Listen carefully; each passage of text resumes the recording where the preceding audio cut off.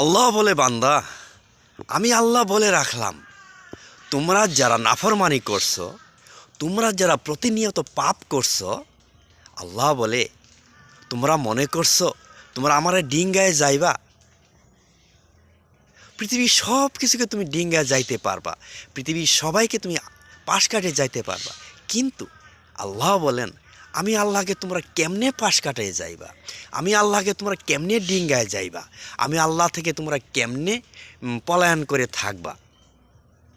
পারবা না বান্দা, পারবা না। যদি এটা মনে করে থাকো যে আমি আল্লাহর কাছ থেকে পাশ কাটিয়ে যাইবা, আমি আল্লাহ থেকে লুকায়ে থাকবা, আমি আল্লাহ থেকে পলায়ন করে থাকবা, এটা তোমাদের ভুল সিদ্ধান্ত, এটা তোমাদের মন্দ সিদ্ধান্ত।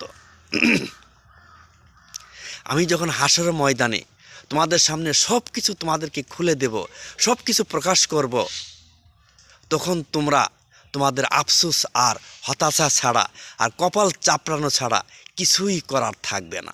আল্লাহ তাআলা আমাদেরকে হেফাজত করুন।